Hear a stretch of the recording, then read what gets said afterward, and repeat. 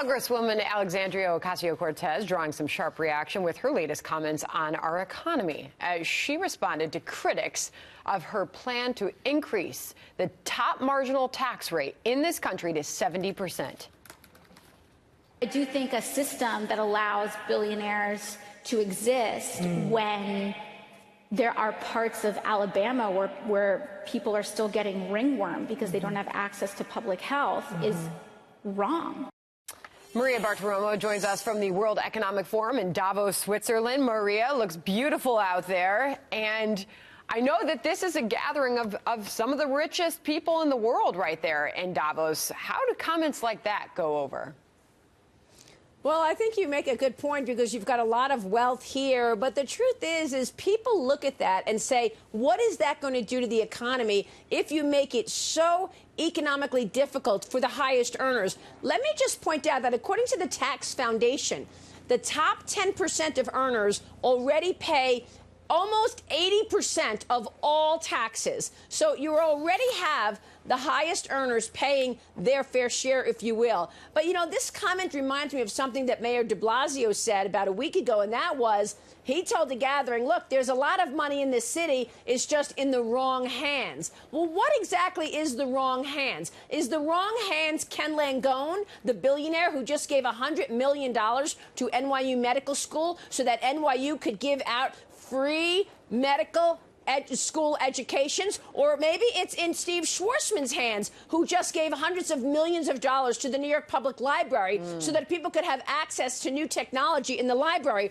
Or maybe it's someone like David Koch or someone who who has given so much to medical schools, Hank Greenberg having given hundreds of millions of dollars to New York Presbyterian. So you have to wonder what those billionaires would do with their money if the first thing they have to do is give 70% of it to the government. And let's talk about productivity for a second, a whole nother conversation. Are you going to really work incredibly hard with the belief that you could earn great success and you could get better and more wealth? And are you going to work really hard if you know that at a point you'll have to give it all to the government? I don't think so. Well, so those comments, to me, seem quite naive. She said that when asked whether a world that allows for billionaires is a moral outcome, she responded, no, it's not. She did take exception with some billionaires, like Bill Gates, for example, or Warren Buffett.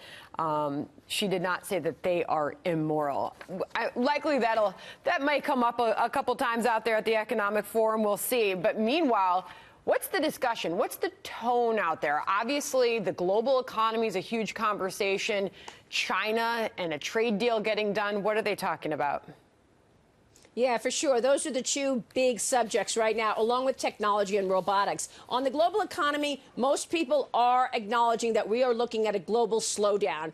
The U.S. is best positioned, no doubt about it, given the tax cut plan and the boost to growth that we saw last year. But overall, a year ago, we were talking about a synchronized global growth story. Now we're pretty much talking about a synchronized global slowdown. Some economies worse off than others. But let's not forget, even though China's economy just slowed to 6%, I think any economy in the world would love to see 6% economic growth. So I'm not saying that this is, you know, a catastrophe. Yes, we're coming down from higher levels, but I don't think people are predicting a recession, certainly not this year. China, people want to see a deal done. It looks like both countries really need to see a deal done. I expect something to be agreed upon, particularly China opening up its market, Sandra. President Trump certainly wants the world to know things are booming here. He's tweeting about manufacturing this morning, among other things. Maria, we'll check back in with you out there in Davos, Switzerland. Thank you.